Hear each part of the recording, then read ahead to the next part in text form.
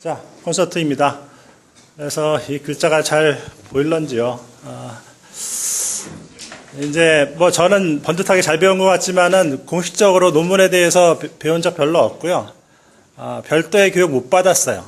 학부, 대학원 다 합쳐서. 그리고 제가 자꾸 강조하잖아요. 공부는 눈치다. 선배들 하는 거 보고 눈치껏 썼고요. 그리고 완성된 논문을 지도교수님을 갖다 드렸어요. 혹은 지도교수님이 바빠서 학과 사무실 제출하고 졸업했어요. 그렇게 제가 성장했고요. 그리고 석사 시절에는 심사교수 두 분이 계시는데 그 양반들한테 정말 그 인생 최대의 꾸지람을 듣고 안 무너지고 겨우 살아나서 지금까지 이 자리에 섰어요. 배운 적은 없지만 가르쳐야 될 입장이어서 맨 처음에 논문 어떻게 쓰나 라고 했고, 근데 하다 보니까 이게 좋은 제목이 아니라는 걸 깨달았어요. 논문 어떻게 쓰나. 막연함을 강조하는 제목. 그래서 6개월 후에는 제목을 바꿨어요. 논문 이렇게 쓴다 라고 바꿨어요. 이런 변화가 있었고요. 그 다음에 그 논문 지도는 지금 세워보니까 5학기에 걸쳐서 29명, 석사, 학사 다 합쳐서 그렇게 지도했어요. 많은 숫자는 아니에요. 그리고 자꾸 하다 보면은 속성상 더 잘하고 싶어지는 마음이 여러분에게 있고 또 여러분을 좋아하는 저에게 있습니다. 그래서 매번 새로운 학원 만나서 신선하게 하는 거 좋은데, 처음부터가 아니라 제로 베이스가 아니라, 지하층부터 올라가는 게 아니라 한 2층부터 올라갔으면 좋겠다는 생각이 드는 거예요. 그래서 어떻게 하면 가능할까 해서 이 기초교육, 연구에 관한 공통적인 기초교육이 잘 이루어지면 가능하다. 그래서 방법론 교과목 강화하고 있고요. 그다음에 최윤영 교수님 조금 이따 만나보시겠지만 그 산 증인, 그리고 통계에 대한 시리즈 특강이 준비되어 있어요. 그래서 이 정도면 중간 시작할 수 있겠다 싶은데 한 가지 아이디어가 더 들었어요. 뭐냐면은 얘네들은 일반적인 논문 작성법에 통계 특강은 좀 덜 붙는다 이거지. 당장 발등에 부린 사람은 와서 붙겠지만 뭐 3학년 이런 분들이 덜 붙어서 뭐 이런 거 공부하죠. 그 서론 결론 방법 어떻게 쓰는지 F 검증 뭐 유계적 해이 분석하는데 이게 딱 붙게 좀 전달될 수 있는 방법이 없을까? 그러다가 힌트를 준 게 상담심리센터에서 하는 사례 슈퍼비전이었었어요. 상담이 대단한 것 같지만은 막상 한 거 보면은 할만하거든요. 별로 잘하지도 않았는데 내담자들은 좋아지거든요. 그러면서 나도 할만하겠다 이런 생각 드시는 거예요. 그러니까 완료된 살아있는 상담 1회기가 우리한테 그런 느낌을 준단 말이에요. 그래서 그 아이디어를 그대로 논문이라는 판에다가 이렇게 옮겨 붙여보자 하는 생각이 드는 거예요. 논문 작성에 대해서도 살아있는 논문에 대한 사례회의처럼 그룹 단위의 검토와 공부를 상례화하면 그러면은 여러분들 논문에 대한 두려운 망토가 사라지고 두려운 커버가 내려가고 할만하다. 저 사람도 저렇게 하고 괜찮은 평가 듣는데 나도 할만하다. 그렇게 될 거 아니에요. 그죠? 그게 목적이에요. 그래서 논문 콘서트 만들어졌고 논문 작성법 강의 해봤어요. 통계 특강이 있어요. 그 다음에 방법론 교과목 통계 측정 다 있어요. 그리고 논문지도 열심히 하고 있어요. 밤에 집단으로 개인으로 4학년 대상을 하고 있어요. 그러나 오늘 하는 우리 교수들을 설레게 떨리게 만들었던 논문 콘서트는 없었어요. 그리고 제가 뻥치는 거 좋아하는데 다른 학교에 없을 것 같아요. 물론 그들은 사서에서 안 했을 수 있겠죠. 그런데 없을 것 같아요. 그래서 교수님들한테 말하기도 좀 어려웠어요. 그게 무슨 얘기야? 그거 어떻게 이렇게 그런 아이디어를 왜 낸 거야? 2번, 3번, 뭐 한 4번 정도 얘기한 것 같아요. 그리고 파일럿 강의이기 때문에 여러분 MBC 뭐 파일럿 예능 왔다가 잘리는 경우 많이 봤죠. 다음부터 볼 수가 없어. 그래서 이 회는 열리지 않을 수 있어요. 그래서 여러분 심파야, 심파. 이거 마지막 입새 같은 느낌이에요. 여러분 이게 잘리면 저도 위태로워요. 여러분 뭐 제가 위태로운 거 좋아하시죠? 네, 그런데 어렵게 붙여놓았지만 이게 붙여놓은 게 이게 아닌데 원래 의미는 꺼질 수 있는 촛불, 떨어질 수 있는 마지막 잎새 같은 거라 이거예요. 안타깝죠? 뭐 여기 끝나고 나서 졸기만 해봐요. 그리고 뭐 어려웠다 이런 소리 하면은 이제 제 생존을 위협하는 말로 알아들을 거예요. 그래서 목표는 이렇게 세 가지인데 여러분 글자가 깨져 보이죠? 약간 날랐죠? 이게 왜 그럴까? 이게 백그라운드가 노란색이라서 그래요. 이게 그래서 날라 보이는 거고요. 핑크가 약간 있어서 그래. 이제 고쳐볼게 조금 이따 쉬는 시간에.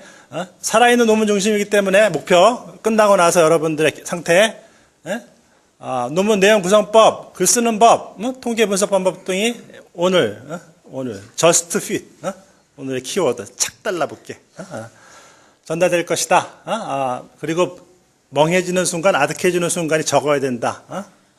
눈빛 보면 알 수 있어요. 멍해지는 순간. 그 다음에 연기력이 좋아져서 멍하면서도 멍하지 않은 척 하고 있다는 거 다 알고 있어요. 특히 짬밥이 늘어날수록 그 눈빛을 멍해지만 해보세요. 그러면 내가. 그리고 선행연구, 읽고 분석하기, 아이디어 다듬기, 통계 분석, 결과 해석, 이 모든 것들이 지금 막연하죠, 여러분. 그거 어떻게 해. 태평양에서 헤엄치는 것 같은 느낌일 텐데, 그러나, 어쨌든지 간에 끝난 논문이에요. 어쨌든지 간에, 테두리가 있는 논문이란 말이에요. 그래서 테두리가 분명해서 견디면서 공부할 수 있었으면 좋겠어요. 죽어도 죽지 않고 저기까지 갈 수 있다. 할만하다는 느낌. 그리고 여러분, 정은아, 선배가 그렇게 그 천재적이고 그런 분은 아니에요. 보시면 금방 아실 수 있어요. 그러나 잘 해냈잖아요. 그래서 우리 과에서 제공하는 교육자원, 물론 성실하고, 꼼꼼하고, 수월성, 엑셀런스를 추구하고 이런 거 있죠. 저렇게 반감을 표시하네. 그래서, 논문에 대한 두렵고 피하고 싶은, 조건 반사 반응에서 벗어나서 되겠다, 할만하겠다, 그 목표에 도달할 수 있겠다는 효능감, 자기 효능감을 가질 수 있으면 좋겠다는 생각 들어요. 그리고 4가지 타일로 구성되어 있어요. 논문 콘서트. 최은영 교수님이 아이디어를 많이 주셔서, 자, 하나, 쪽 강의, 짤막 강의, 짤막 동영상 말고 짤막 강의, 들어가 있고요. 이걸로 틀을 잡아 드리고요.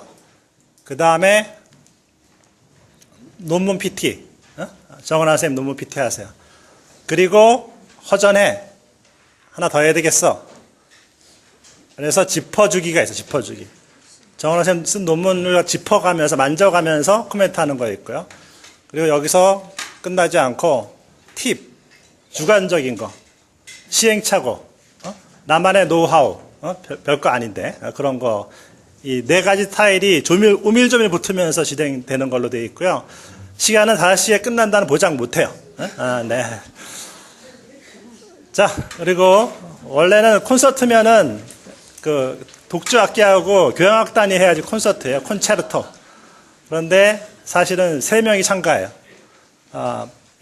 정은아 선생님이 악기 하나, 최은영 교수님이 악기 하나, 저도 악기 하나 이렇게 생각하세요.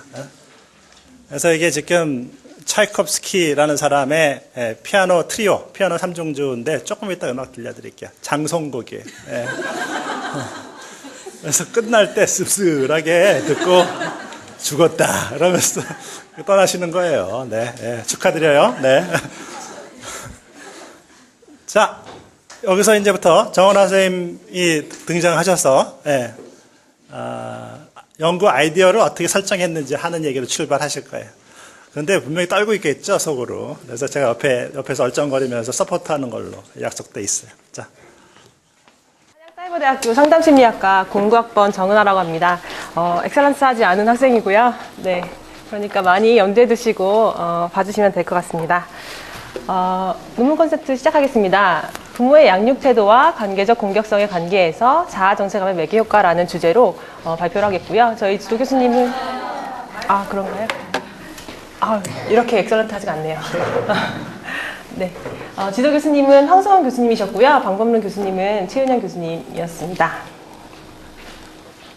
먼저 목차입니다. 먼저는 논문의 시작에 대해서, 그리고 연구의 목적과 서론과 이론적 배경, 연구 가설, 그리고 중간에 좀 쉰 다음에 연구 방법과 통계 도우미, 결과, 논의 등의 방법으로 진행이 될 것입니다.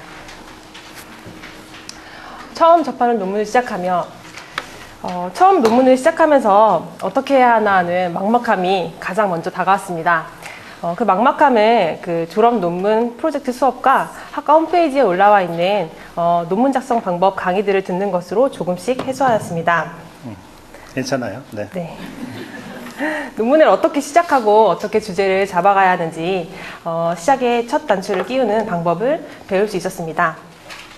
이 논문을 통해서 무엇인가 학문적이면서도 상담 분야에 이렇게 큰 도움이 되는 과업을 한번 이뤄보자 하고 주제를 생각하기 시작했는데, 이러한 희망은 강의를 들으면서 너무 부풀어진 희망이었구나 하는 생각을 하게 되었습니다.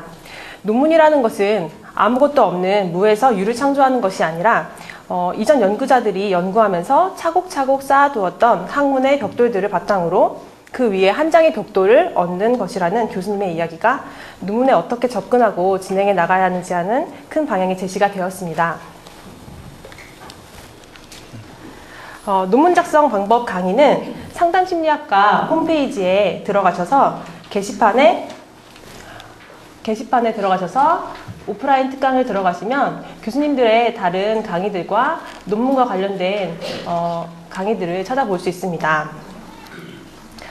논문을 진행하면서 도움이 되었던 방법 중에 또 하나가 논문 노트를 만드는 방법이었습니다. 너무 크지 않은 적당한 크기의 노트를 마련해서 논문에 대한 생각도 정리하고 진행되는 과정들과 메모들을 한 곳에 모아두면 논문을 쓸 때 많은 도움이 될 것입니다. 논문 주제 정하기는 논문 주제에 대해서 고민을 할 때 보통 자신의 관심 분야와 직업에 관련하여 생각하듯이 저는 상담교사라는 저의 비전과 연관지어 생각하게 되었습니다. 상담교사가 되었을 때 필요할 만한 프로그램과 커리큘럼들을 생각해 보면서 그러한 것들을 논문을 통해서 미리 준비해 보는 것은 어떨까 하는 생각을 하였습니다. 이런 생각을 하면서 크게 중고등학교 상담실의 역할과 나아갈 방향을 제시하거나 학교 상담에서 필요한 자원과 프로그램들이 무엇인가 조사하여 그런 상담 프로그램을 만들어서 그 효과를 증명해보는 논문을 쓰는 것은 어떨까 하고 생각해 보았습니다. 이러한 생각들은 혼자서 큰 담 하나를 쌓아보겠다는 열정만 넘치는 생각이었음을 알 수 있었습니다. 하지만 이런 생각의 과정들을 통해서 학교 상황과 관련된 주제로 방향을 정하게 되었습니다.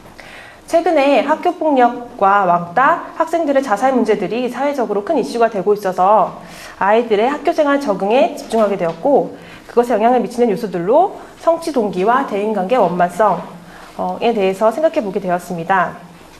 뚜렷한 성취 동기가 있다면 학교폭력에 가담하기보다는 학교 공부와 자신의 꿈을 이루기 위한 활동에 더 집중하리라는 생각이 들었고, 대인관계가 원만하다면 학교에서 벌어지는 문제들로부터 버틸 수 있는 힘이 있을 것이라 생각하였습니다.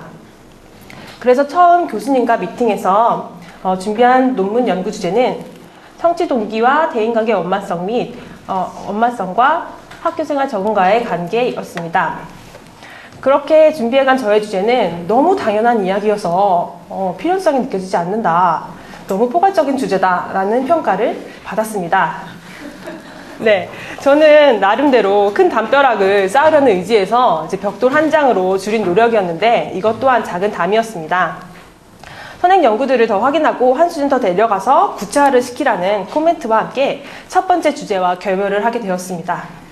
하지만 완전한 결별이 아니라 그 주제를 가지고 교수님과 이야기하는 과정에서 더 세분화하면서 학교생활 적응에 문제가 되는 왕따와 왕따를 조장하는 관계적 공격성이라는 키워드를 찾게 되었습니다. 더 구체화된 주제를 찾기 위해서 논문들을 더 찾아보았는데요. 여기서 잠시 논문 찾는 방법에 대해서 팁을 드리자면, 먼저 논문 검색은 우리 학교 사이트를 통해 들어갈 수 있는 한양대학교 도서관인 백남학술정보관 사이트를 이용할 수 있습니다. 먼저 한양사이버대학교 홈페이지를 로그인을 하신 뒤에 홈페이지의 오른쪽 상단에 있는 이 파란색 네모를 클릭하시면 백남학술정보관이 있는데, 그것을 클릭하시면 오른쪽과 같이 백남학술정보관 페이지로 들어갈 수 있습니다. 그곳의 상단의 파란 네모의 두 번째 디지털 컨텐츠에 메타 검색을 들어가시면 아래와 같은 창이 나오는데요. 이곳에 원하시는 키워드를 입력하시고 카테고리에 어느 카테고리에서 찾을 것인지 체크를 하신 뒤에 확인을 누르시면 검색을 해보실 수 있습니다. 학교 홈페이지 이외에도 RISS라는 학술 연구 정보 서비스 사이트가 있는데요. 이곳 네이버에서 RISS만 이렇게 쳐서 검색을 하시면 이 사이트를 찾아보실 수 있습니다. 이 사이트에서는 2개 이상의 주제어 검색을 동시에 할 수 있어서 주제와 더 가까운 선행 논문들을 찾아볼 수 있습니다. 이곳에 로그인을 하신 뒤에 내 서재라는 기능이 있는데요. 이 내 서재에 책장을 만들어서 주제별로 논문을 담아두는 기능을 이용하시면 언제든지 담아둔 논문을 다시 찾아볼 수 있는 그런 것들을 하실 수 있습니다.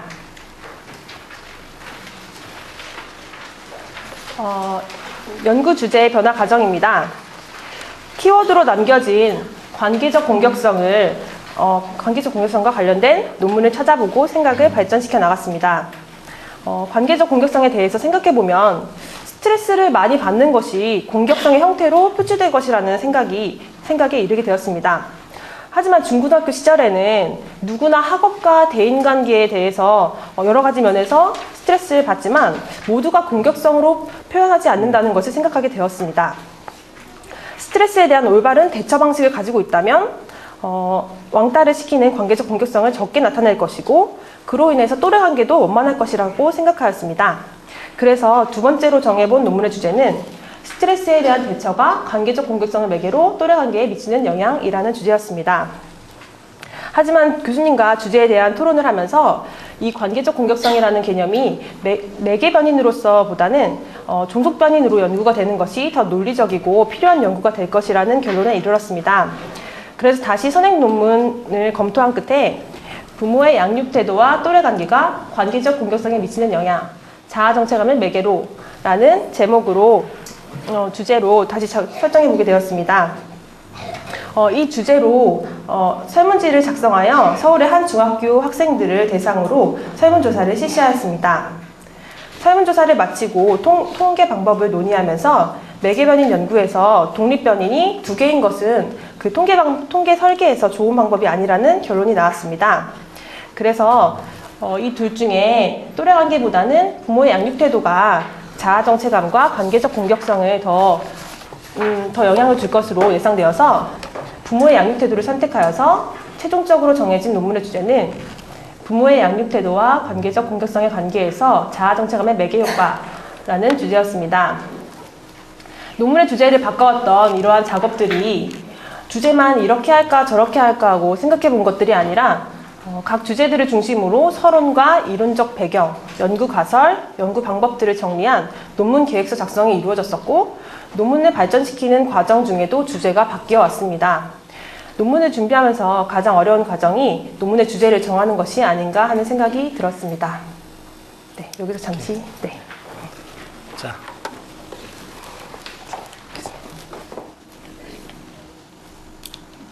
벌써 장송부터 피아노를 한 번도 쳐보지 못했는데 끝내주려고. 네, 안녕하세요. 저 피아노를 맡은 최윤영이라고 부르고요. 사실 저는 피아노를 잘 못 치는데 제가 피아노가 왜 됐는지 모르겠어요. 그래서 제가 아마 진행을 하면서 많이 삑사리가 날 텐데 삑사리가 날 때마다 그 소리가 묻히도록 좀 크게 웃어주시고 같이 소통을 해주셨으면 합니다. 저는 이제 이 논문 주제가 어떻게 이제 네로우 다운이 되고 설정이 되고 그리고 이제 어떤 방식으로 진행이 됐는지를 지금 정은아 선배님께서 얘기를 해주셨잖아요. 근데 저 역시 논문을 썼어요. 그래서 또 이제 논문을 쓰시는 분들을 몇 번 이제 지도도 해보고 그래서 그때마다 이제 경험이 됐었던 것들을 말씀을 드리고 싶은 게 처음에 이제 논문을 쓰러 오시면은 굉장히 이런 느낌으로 오세요. 내 주위에서 굉장히 많은 것들, 우리 부부관계에서도 뿐 아니라 내 가족관계에 있어서 혹은 친구관계에 있어서 혹은 TV를 보다가 굉장히 많은 주제들과 이슈들이 떠오르기 때문에 그걸 논문에 쓰면 되겠지 하면서 거의 뭐 이제 한 학기 동안 써야 되는데 이제 4월이나 뭐 3월 한 달 다 지나서 이거 쓰면 되지 않을까요? 이러면서 이렇게 오세요. 근데 그 많은 주제들 중에서 주제들을 많이 들고 이제 저를 찾아오거나 지도 교수님을 찾아가거나 저 역시 또 제가 공부를 할 때 그런 지도 교수님한테 이렇게 찾아갔는데 가면은 지도 교수님이 이상한 말씀을 하세요. 막 이거 서론 본론 결론 이렇게 써야 되고 구조화된 방식대로 써야 되고 어떻게 써야 되고 막 이런 말씀을 막 하세요. 못 알아듣는 말을 막 하시거든요. 그럼 기분이 나빠지기 시작을 해요. 난 쓸 수 있는데 왜 이렇게 뭐에 맞춰서 쓰라고 하지? 이런 말씀을 하시고 또 나아가서 말씀을 하시는 게 뭐냐면 여러분이 가지고 있는 이런 뭉게뭉게 많은 생각들을 지금 말한 구조화에 맞춰서 틀에 맞춰서 한번 만들어 보라고 말씀을 하세요.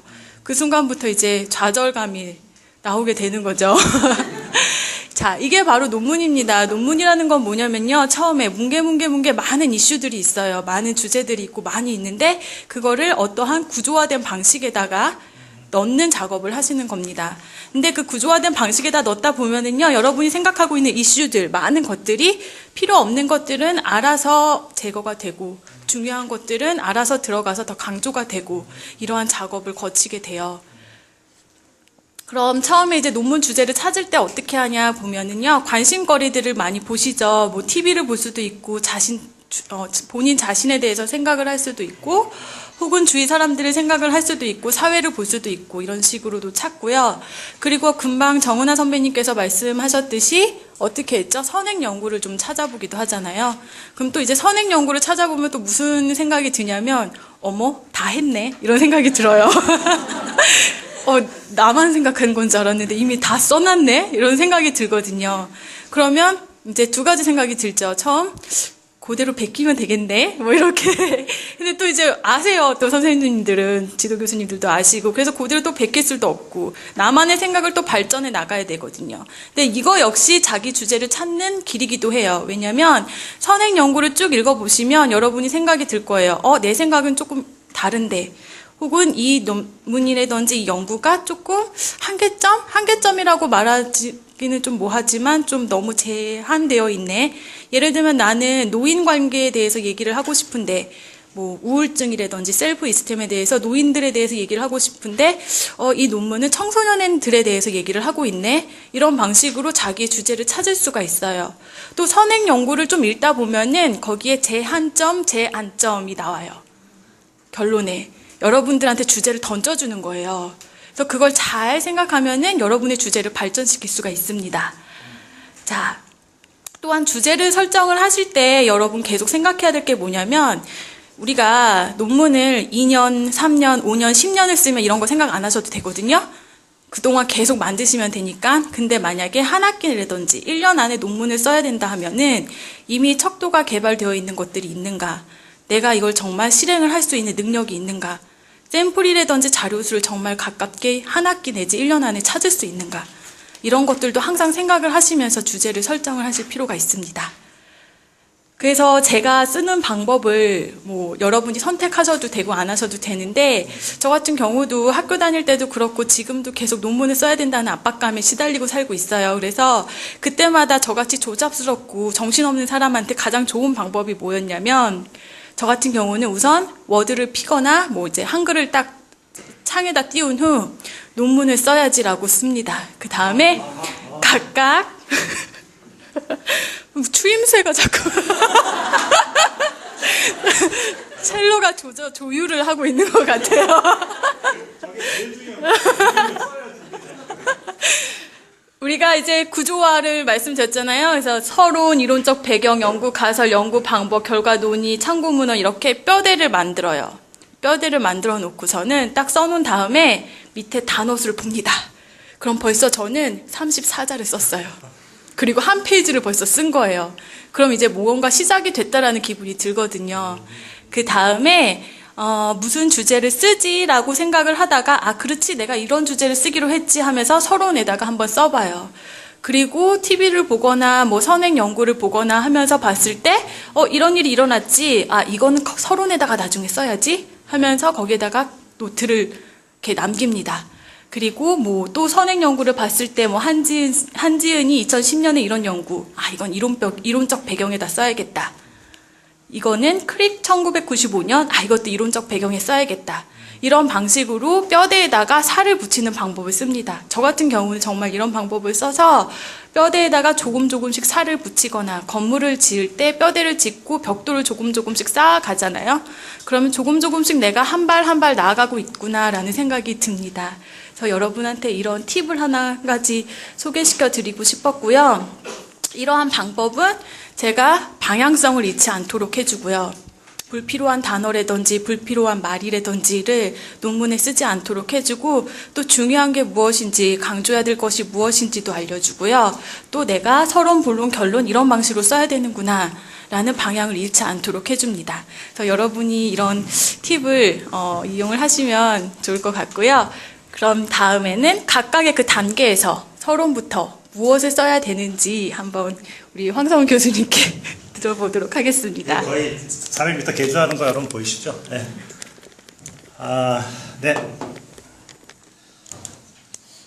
최현영 교수님이 그냥 만들어진 게 아닙니다. 저렇게 그냥 한 땀 한 땀 이렇게 쌓아 올려서 지금의 멋진 교수님이 됐다는 생각이 드니까 호감이 유지되네요. 자. 네. 오케이. 이거 녹음 안 됐습니다. 지금 빼고 말해가지고 녹음 안 됐습니다.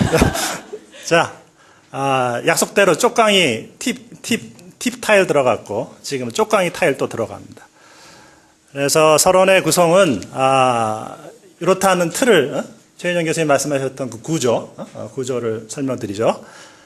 그래서 학술 논문, 우리는 학위 논문이죠, 사실. 그런데 이렇게 뭐, 임상심리학 회지 같은 그런데 실리는 거는 아티클이라고 하는데 학술 논문 기준으로 말씀드립니다. 그래서 서론이라는 제목 없이 그냥 이 세 가지 요소로 채워집니다. 그래서 연구 문제를 소개를 하고요. 그리고 관련된 선행 연구들을 어떤 벽이 쌓여져 왔는지를 봅니다. 그렇죠? 그리고 끝으로 내가 할 것은 무엇인지 연구 목적 및 가설 제시가 이루어지는 3박자로 구성됩니다. 그래서 다시 한번 말씀드리면은 먼저 연구 문제를 소개한다. 그래서 연구 문제가 무엇인지 언급하고 여러 개라면은 중심 주제부터 말을 꺼내기 시작한다. 그래서 우리 정은하 쌤의 논문 중에서 관계 공격성, 양육 태도, 정체감이 있는데 그 중에서 제일 센터가 뭐냐 이거예요. 센터가 키워드는 관계 공격성이었습니다. 그래서 조금 이따 보시면은 서론에서 뭐 왕따라든지 청소년 문제 같은 것으로 이야기를 풀고 있습니다. 그것이 서양 사람들이 말하는 이겁니다. Introduce the problem에 해당되는 문제를 소개한다 하는 작업을 하고 있는 거고요. 두 번째는 관계 공격성에 관한 연구가 하늘에서 떨어진 게 아니라 하나하나 쌓아 올려진 거거든요. 선행 연구자들에 의해서. 그래서 배경을 깔아준다. 선행 연구로 이루어진 배경을 깔아준다. 연구 문제와 관련된 선행 연구를 부지런히 읽고 제시하고요. 짧게 핵심만 뽑아서 선행 연구를 개관할 때는 평면적으로 열거하기보다는 나의 연구 가설로 이어지는 긴장감이 있어야 된다. 이거 이해할 수 있을까요? 설명하기 힘들어요. 멍하게 남의 연구 얘기하는 게 아니라요. 이거를 얘기함으로써 내 연구의 방향이 살짝 보이게. 그래서 저는 그냥 제 용어로는 변죽 울린다 그러는데, 변죽. 미리 분위기를 잡아가는 거예요. 이렇게 내 연구 방향을 몰아가는 식의 선행연구 개관이 필요하고요. 그리고, 선행연구의 공헌을 충분히 인정하되, 리미테이션, 한계점, 미비점, 보완점을 지적하는 비판이 들어갈 수밖에 없어요. 니들은 이거 여기까지 했지? 나는 여기서부터 출발할 거야. 니들은 이런 문제가 있지? 나는 고쳐서 할 거야. 하는 사실 크리틱이 들어갈 수밖에 없어요. 그렇죠. 선행연구 까기 있죠. 선행연구 까기가 들어가는 게 어쩔 수 없는 요소랍니다. 자, 그 다음에 마무리는 그러면 나는 뭘 할 건데. 그래서 연구 가설의 진술로 끝맺음을 하는데 내가 무엇을 할 것인지에 대해서 기술하고 그리고 연구변인 정의하고 연구 가설을 공식적으로 쓴다. 근데 요거 세 번째 연구 가설을 빠뜨리는 경우도 많아서 사실은 이거 1번, 2번은 다 하시는데 세 번째에서 놓치는 경우도 있답니다. 그런데 1, 2, 3번에서 가장 핵심은 사실 3번이라고 볼 수 있겠습니다. 1번, 2번은 글발의 문제라고 치더라도 3번이 빠지면은 네, 중대 영양소가 없는 것과 비슷합니다. 그래서 보충해서 설명드리면은 이론적 배경은 이론적 배경을 깔아주는 건 결국 내 가설로 가기 위한 변죽 울리기라는 점을 기억하시죠? 예? 그렇기 때문에 이런 말을 쓴 거예요. 단순 고찰도 들어가지만은 고찰된 내용 논리적 조직하는 들어가지만은 결국 도출이다. 무엇을? 내 연구 가설을 뽑아내는 작업이다. 그래서 균합적으로 내가 하는 연구의 가설을 도출해낸다. 어디까지가 이미 밝혀진 것이고 어디부터가 내가 하려는 연구 가설인지 하는 그 경계선을 분명히 긋는 게 중요하다. 그래서 이 독자들이 야 선행 연구 보니까 이런 가설을 세울 수밖에 없겠구만 하고 고개가 끄덕여지면 서로는 성공한 겁니다. 물론 쉽지 않죠. 많은 연습이 필요합니다. 그리고 아까 중대 영양소 세 번째 연구 가설 진술하기를 어떤 논문에서는 연구 퀘스천이라고 리서치 퀘스천이라는 제목을 붙이기도 한답니다. 똑같습니다. 똑같은 얘기고. 그런데 그 가설은 뭐뭐이다, 일 것이다 라고 평서문으로 마침표가 찍히는 반면에 리서치 퀘스천은 어떻게 돼서 퀘스천이니까 무슨 마크가 붙어야 되겠어요? 퀘스천 마크가 붙게 돼 있어요. 사소한 차이야. 연구 문제 이렇게 적혀져 있어요. 제가 따온 거예요. 본 연구에서는 다음과 같은 연구 문제를 설정하였다. 연구 문제 1. 어머니 양육 태도, 자기 위로 능력 및 심리적 안정감 간의 관계는 어떠한가? 이게 물음표로 끝났어. 매개 효과가는 어떠한가? 이렇게 끝났어. 그런데 가설로 바꾸면 어떻게 됐어요? 매개 효과가 있을 것이다. 두 변인 사이의 관계를 매개할 것이다. 정적 상관을 보일 것이다. 이렇게 그렇게 말하면 가설. 이렇게 물음표로 하면 연구 문제. 학교마다 달라요. 선배를 잘못 만나가지고 연구 가설을 계속 쓰는 사람이 있어요. 연구 문제를 계속 쓰는 사람도 있고. 자, 그래서 이 구성 요소에 대한 좀 복습을 위해서 그 규칙처럼 정해진 것은 없고, 중요한 것은 사실 잘 납득만 되면 돼요. 논리적으로 전달만 되면 되는데, 그러려니까 이 세 가지 요소가 포함되는 게 좋겠다 이거죠. 인트로듀스 하는 거, 연구의 목적, 필요성을 개괄적으로 얘기하는 거. 관계공격성 요즘 세태에 중요합니다. 연구 더 이루어져야 됩니다. 이게 상당히 의미 있는 연구입니다. 이렇게 말을 시작하는 거지. 그리고 나서 관련된 연구 보십시오. 이렇게 줄을 서 있습니다. 그러나 그들은 서울에서 부산까지 와야 되는데 서울에서 울산까지밖에 못 왔습니다. 울산에서 부산까지의 길, 제 연구가 너무 심하게 얘기하나? 개척하겠습니다. 이런 유란 말이에요. 세 번째, 그렇죠. 나의 유니크한 연구 퀘스천 혹은 연구 하이파시시스를 제시하는 걸로. 그런데 요거 수준 차이가 꽤 있어요. 앞에 두루뭉실하게 해야 됩니다라고 얘기하고 연구 가설은 검증 가능하게 통계적 용어로 꼼꼼하게 적혀져야 된다는 차이가 있다는 겁니다. 자, 그래서 이게 우리 정은아 쌤의 그 구성인데 봐세요, 그죠? 서론, 이론적 배경, 연구 가설, ABC 다 들어가 있죠, 그죠? 나란히 들어가 있는 거 알 수 있고요.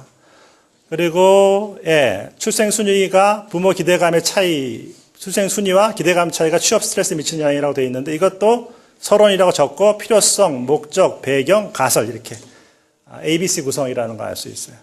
자, 다른 것도 ABC만 봐보세요. 나오는 게 연구 목적 필요성, 이게 목차예요, 목차. A가 먼저 나와 있고 그 다음이 배경 깔아주기. 여기는 제목이 친절하네. 선행 연구 검토까지 되어 있네. B. 그리고 나서 문제는 연구 가설이 방법에 들어가 있다는 점이 좀 안타까워요. 그죠? 사실은 이 방법은 독립 연구 방법이라고 이제 단위가 나뉘거든요. 그래서 요게 요로 옮겨왔으면 더 좋았을 것이다. 서론적으로 옮겨왔으면 좋을 것이다 하는 구성의 아쉬움이 있죠. 자, 비슷합니다. 시간 관계에서 넘어가도록 하겠습니다. 그리고 이것도 서론, 그렇죠.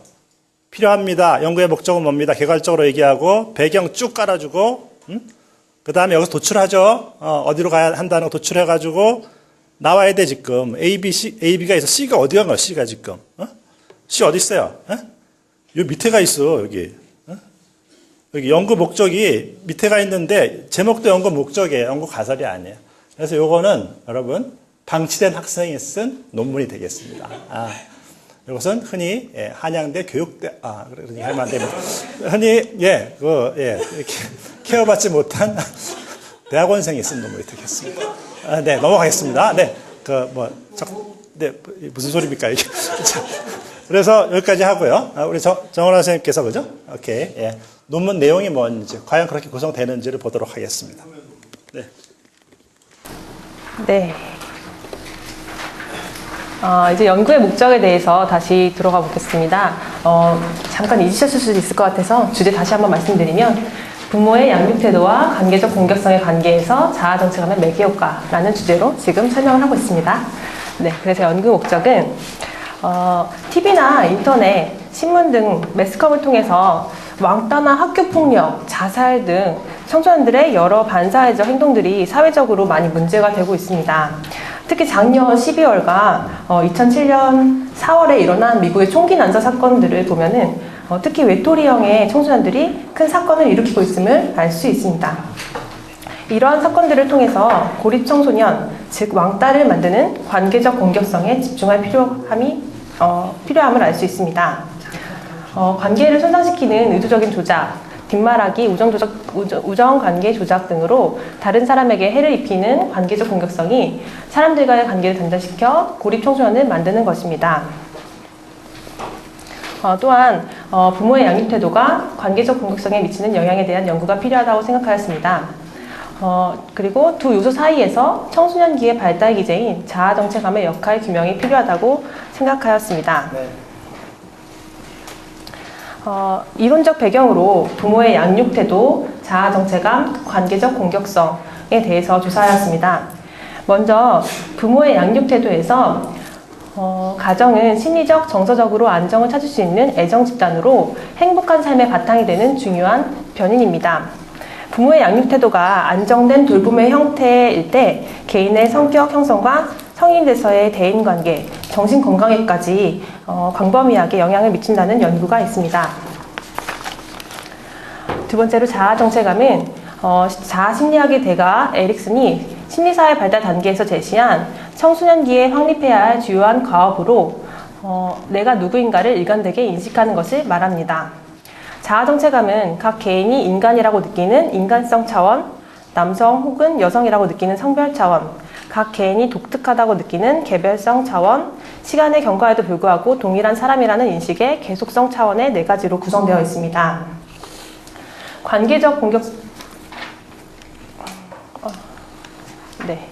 관계적 공격성이란 의도적인 조작을 통해서 다른 사람에게 해를 입히는 것으로 신체적, 외연적 공격성과는 다르게 관계를 손상시키는 행동이나 위협이 공격의 수단에 포함됩니다. 기존의 공격성에 관련된 연구는 신체적 공격성이나 외연적 공격성에 초점을 맞추고 있는 한계점을 가지고 있었는데 이러한 한계를 보완하기 위하여 여자아이들의 또래 상호작용에서 나타낼 수 있는 관계적 공격성이라는 개념이 크릭에 의해서 제시되었습니다. 이러한 주제들의 선행 연구를 개관하였습니다. 부모의 양육 태도는 주관적 행복감과 정적인 상관관계를, 우울감과는 부적인 상관관계를 가진다는 연구를 찾게 되었습니다. 또한 지각된 부모의 양육 태도가 적대적, 통제적일수록 공격성이 높고 반사회적 또래 동조성을 높인다는 연구가 있었습니다. 여기서 또래 동조성은 집단 따돌림 현상의 지속성과 장기화 현상에 영향을 미친다는 것을 알 수 있었습니다. 또한 부모의 심리적 통제가 청소년의 또래 관계에 영향을 미치고 관계적 공격성이 매개 역할을 한다는 연구가 있었고, 어머니의 심리적 통제와 부정적인 평가에 대한 두려움이 관계적 공격성에 유의미하게 영향을 줍니다. 그래서 부모의 바람직한 양육 태도는 자아 정체감의 형상을 미친다는 연구 결과들을 조사하였습니다. 그래서 저의 연구 가설은 부모의 양육 태도는 집단 따돌림 현상에 영향을 줍니다. 이것은 아까 그 전에 보았던 부모의 양육 태도는 또래 동조성에 영향을 주고 또래 동조성은 집단 따돌림 현상에 영향을 주는 것으로 밝혀낼 수 있었습니다. 또한 부모의 양육 태도는 공격성과 관계적 공격성에 그리고 자아 정체감 형성에 영향을 미칩니다. 그래서 본 연구는 부모의 양육 태도와 관계적 공격성과의 관계에서 그 사이의 자아 정체감의 매개 효과를 규명하는 연구 가설을 도출하였습니다. 그래서 정해진 연구 가설이 처음에는 위와 같은 연구 가설을 정해보았는데요. 수정하기 전과 후를 한번 비교해 보시라고 같이 수록을 했습니다. 수정하기 전에는 가정의 심리적 환경과 자아 정체감은 정적 상관관계가 있을 것이다. 자아 정체감과 관계적 공격성은 부적 상관관계가 있을 것이다. 가정의 심리적 환경과 관계적 공격성은 부적 상관관계가 있을 것이다. 가정의 심리적 환경과 관계적 공격성의 관계에서 자아 정체감이 매개 역할을 할 것이다. 라는 였습니다. 이 연구 가설들은 구체화되어 있지 않은 단어, 예를 들면 가정의 심리적 환경, 이게 뭐지? 하는 생각이 들 수도 있을 것 같은데요. 이런 순서를 이런 좀 포괄적인 단어를 선택하였고, 그리고 이 위에 세 가지 가설들은 이 마지막에 있는 이 매개 역할에 대한 그 설명을 그 두 개씩의 상관관계를 그냥 서술해 놓은 거에 불과한 그런 가설들이 되어 있음을 알 수 있습니다. 이것을 수정하여 아래와 같이 부모의 양육 태도와 관계적 공격성의 관계에서 자아 정체감이 매개 역할을 할 것이다. 라는 큰 연구 가설 밑에 애정적, 자율적인 부모의 양육 태도가 관계적 공격성을 낮출 것이고 두 요소 사이를 자아 정체감이 매개할 것이다. 또한 적대적, 통제적인 부모의 양육 태도가 관계적 공격성을 높일 것이고 두 요소 사이를 자아 정체감이 매개할 것이다. 라는 가설을 세부 가설을 설정하였습니다. 오케이.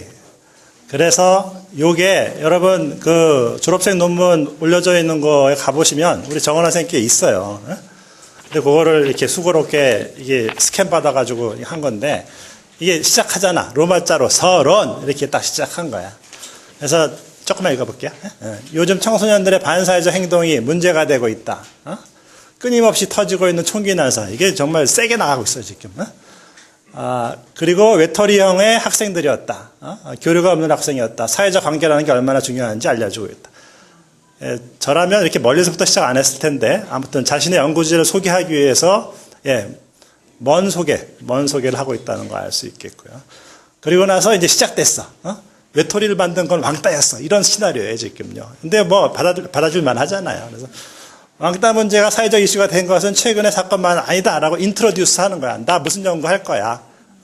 내 이름 정은아야 라고 얘기하는 것도 중요하지만은 내가 하는 연구는 뭐 왕따 문제와 관련되어 있는 관계적 공격성이라는 컨셉이야 라고 말문을 열고 있습니다. 그래서 이게 바로 연구 주제 도입이에요. 필요성 언급하고 개념을 개괄적으로 소개하고 있는 작업이 되겠어요. 자, 그리고 여기에 보시면 파란색 보이세요? 크리크. 그 다음에 여기 크리크 3명 이렇게 돼 있죠. 이게 참고 문헌을 본문에서 인용하는 방법이 되겠어요. 그래서 외국 논문인데 이렇게 가로치고 연구자와 연도를 표기하게 돼 있고요. 3명일 때는 어떻게 됐어? 3명일 때는 끝에만 and를 쓰고 연구 연도를 표기하고요. 그리고 한글 국내 연구일 때는 과자 안 쓰고 그냥 사람 이름 열거하고 연구 연도 표시하게 돼 있어요. 연구가 여러 가지일 때는, 연구가 두세 개일 때는 뭘로 구분하면 좋을까? 쉼표, 세미콜론. 낯선 게 답일 가능성이 있어. 세미콜론, 오케이. 세미콜론. 쌍반점이라는 거. 공구. 이게 이 시험, 그러면 안 돼. 공구. 무슨 말인지 알겠죠? 공구. 시간 없어요. 넘어갈래. 넘어갔어. 한국 학자하고 외국 학자하고 같이 섞여져 있어. 순서 어떻게 하실래요? 한국 학자부터. 오케이? 그리고 연구 연도도 다르고 이름도 막 다르잖아. 4명이. 그러면 어떻게 순서를 지우실래요? 가나다 순이에요. 알파벳 순이에요. 연구 연도 순 아니에요. 그 한국 사람들 쫙 열거하고, 그 다음에 미국 사람들 알파벳 순으로 쫙 열거하고, 각 연구자는 뭘로 구분한다고요? 공부라고 안 그래서 고마워요. 네, 세미콜론. 오케이. 자, 그리고 다음 페이지예요. 현지은의 연구에서 어머니 심리적 통제가 관계 공격성에 유의한 영향을 준다. 이게 나오기 시작하잖아. 양육 태도가 관계 공격성에 영향을 미친다는 그 언저리를 긁어야 될 거 아니에요. 걔네들이 어디까지 갔는지 알아야 되기 때문에. 그래서 그 양육 태도라는 또 다른 주요 연구 주제를 도입하면서 필요성을 언급하고 있고요. 그리고 밑에 보면은 또 양육 태도와 관계 공격성의 이론적 연결에 대한 추론을 제시하는 패러그래프도 들어가서 가설로 몰아가는 그런 전개를 볼 수가 있겠습니다. 이게 표시한 것은 그렇죠. 국내 연구자의 예를 든 것이고요. 자, 세 번째 페이지인데, 매개 변인이 뭐였었죠? 이 연구에서? 매개 변인이? 정체감이잖아. 걔도 얘기해야 되잖아. 나오고 있어. 청소년기 얘기 나오고 있으면서 올바른 자아정체감 발달과 이렇게 시작된다면 자아정체감 얘기 꺼내고 있어요. 그리고 역시 연구 가설로 향하는 긴장감이 있어야 된다는 저의 소개와 일치하게 양육 태도와 정체감을 또 이렇게 엮어주면서 가고 있는 거예요. 자, 그리고 맨 마지막에 연구 목적을 기술하고 있습니다. 그래서 본 연구에서는 양육 태도가 아동계의 양육 태도 옛날에 벌어진 일이에요. 그리고 청소년기의 애가 지금 뒷담화하고 다니고 평가를 이루고 있단 말이야. 저기 뭐야 카카오톡에다 누구 욕하고 앉아 있고 그게 지금 관계 공격성 아니야? 이 나이에 15살에 그러면 그 사이에 시간이 너무 길잖아요. 뭔가 있을 거 아니야. 중간에서 뭐가 한번 릴레이 할 거 아니에요. 그걸 뭐라고 부른다가 무슨 변이? 그게 매개변이에요. 그래서 그게 정체감이라는 중간 정거장을 지날 것이다. 자아정체감의 매개 효과에 대해서 고려해보고자 한다라고 내 연구 목적을 비교적 정확하게 적고 있고요. 그리고 나서는 이론적 배경이라는 제목 하에서 이렇게 되니까 주요 변인별로 이렇게 리뷰해 나가게 되는 구성이에요. 부모 양육태도부터 골랐네요. 뭐 여러분이라면 관계공격성부터 고를 수도 있겠죠. 그거는 각자 알아서 하면 돼요. 우선순위. 근데 이렇게 1번부터 양육태도부터 골랐고요. 그리고 개념정의, 부모 양육태도라는 게 뭔지, 라는 얘기도 하고, 끝에 가서는 양육태도와 관계공격성과 정체감과 엮여진 선행 연구들을, 구체적인 연구들을 소개하고 있어요. 그리고 여기 비어있잖아요. 이게 지금 부모 양육태도 리뷰의 끄트머리거든요. 근데 제가 여기다 이렇게 빈칸을 내비놓은 거는 그냥 끝나지 말고 조금 그 연구 가설적으로 조금 밀어붙여주는 얘기를 조금 몇 마디 하고 끝나면은 이게 이렇게 왜 원심력이라 그래? 구심력이라 그래? 이렇게 안으로 모아주는 힘 있죠? 구심력이 좀 생기지 않겠냐는 게 저의 생각이어서 그런 생각을 좀 코멘트를 해봤고요. 그리고 나서 개관이 다 끝난 다음에 그리고 나서 이게 들어가 이론적 배경을 끝내면서 연구 목적을 다시 한번 짚어주는 거. 그 매개 역할을 알아보겠다는 거. 애정, 적대, 자율, 통제 차원으로 나누어서 애정과 자율은 관계 공유성에 미치는 영향이 뭔지, 그 반대 것은 어떤 영향인지를 보죠. 그 다음에 연구 가설입니다. 그래서 아까 우리 정은아 선배가 얘기했던 연구 가설이 그대로 적혀져 있어요. 괜찮은 거 같고요. 근데 저의 스타일은 연구 가설을 딸랑 적는 게 아니라 여기에 위치되어 있는데 이 연구 목적에 대한 재연급을 연구 가설 밑에다가 하는 습관이 있습니다, 저는. 그런데 그게 조금 더 좀 논리적인 것 같다는 느낌이 있어서 이 끄트머리에다 보다는 이쪽 앞으로 배치하면 조금 더 길게 쓰면 어떨까 하는 생각이.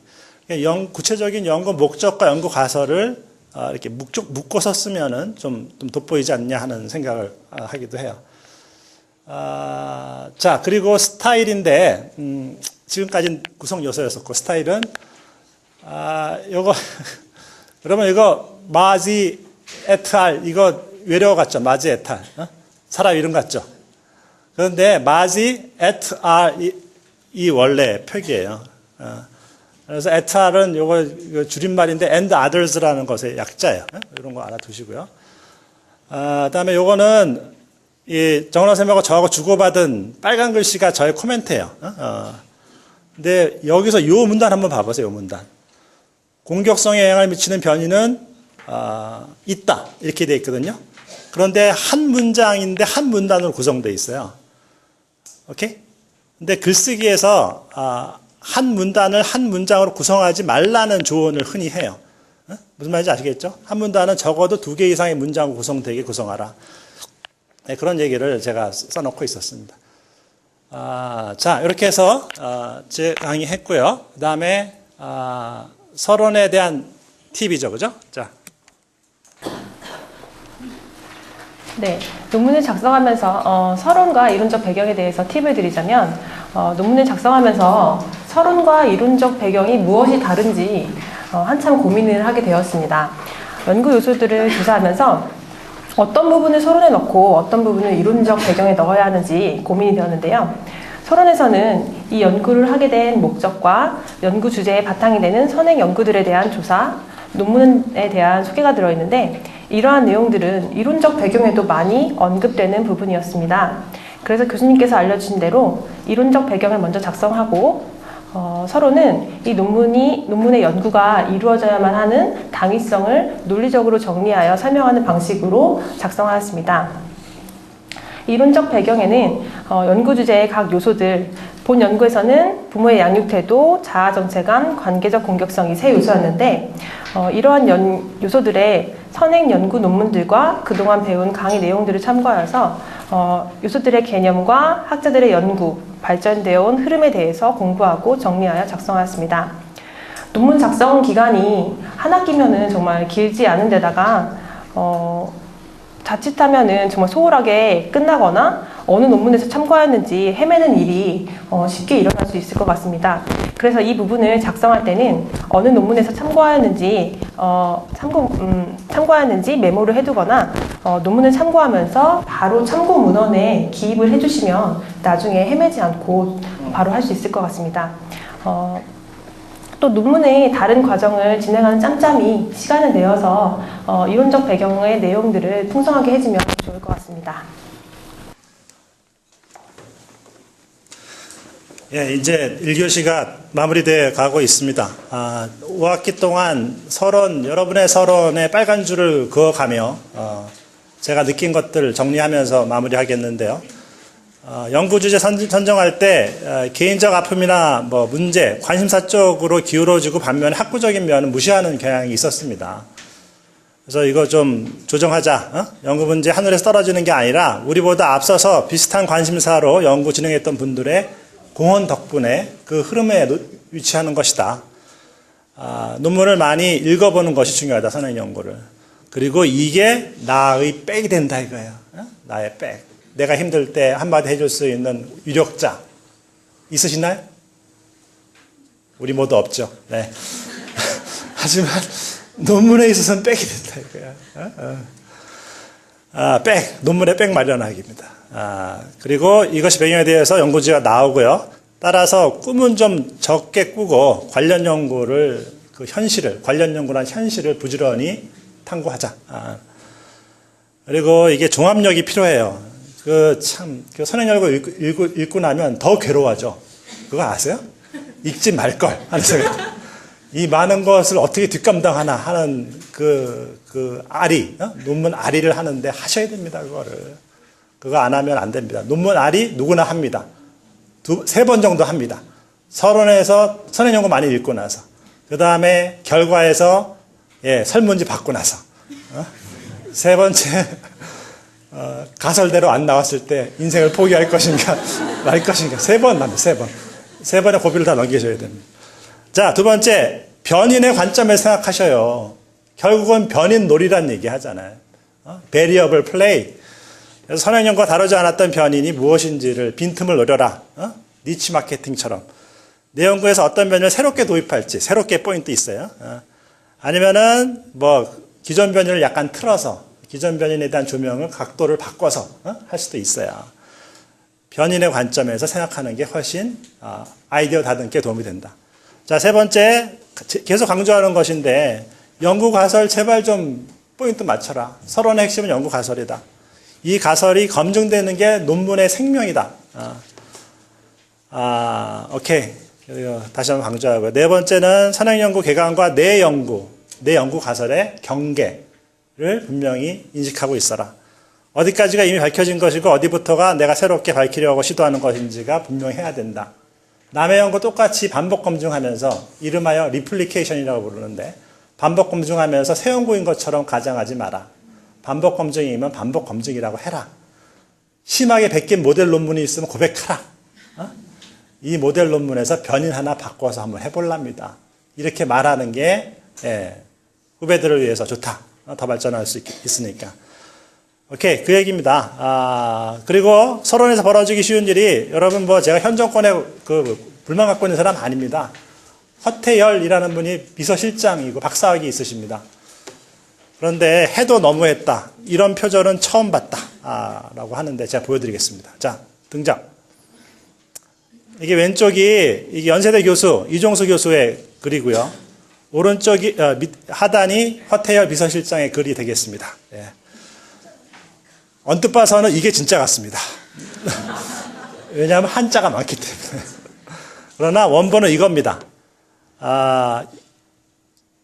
의제를 선택하는 역할을 수행하다 이승정 93년 어디 갔어? 76. 그러니까 똑같은 건데 저기는 본문에다가 텍스트 치고 쓰고 이 집은 각주 처리한 거예요. 그래서 이게 똑같다고 합니다. 똑같아요. 그래서 이것은 물론 이종수 교수 것을 인용하면 되는데 인용할 수가 없어. 왜냐하면 다 베껴왔기 때문에 그런 거예요. 그리고 여러분 특히 서론에서 연구 목적, 이론적 배경, 연구 가설 중에 이렇게 덤프 트럭으로 옮겨오기가 제일 일어나기 쉬운 데가 어딘지 아세요? 이론적 배경이에요. 이론적 배경은 백과사전에서 뭐 끌고 오듯이 할 수 있는데 그러지 마셔요. 뭐 비서실장이 나의 목표라서가 아니라 재구성하세요. 읽고 나의 생각으로 재구성하는 과정이 분명히 있어야 된답니다. 오케이. 자, 그리고 네, 최인영 교수님. 네, 이제 마지막으로 제가 서론에서 2가지 정도 팁을 드리면은요, 이제 저 같은 경우는 논문을 읽다 보거나 혹은 이제 학생들과 이제 논문 지도를 하다 보면 느끼는 건데, 조작적 정의 제시와 연구 대상 제시예요. 조작적 정의가 뭔지 아시죠? 조작적 정의. 예. 저희는 심리학이잖아요. 사회과학을 공부하는 사람이다 보니까 눈으로 보이지 않는 어떤 것들에 대해서 이제 관찰을 하고 연구를 하기 시작을 하는데, 예를 들면 뭐 자아 정체성 이런 것들. 자아 정체성이 뭔데요?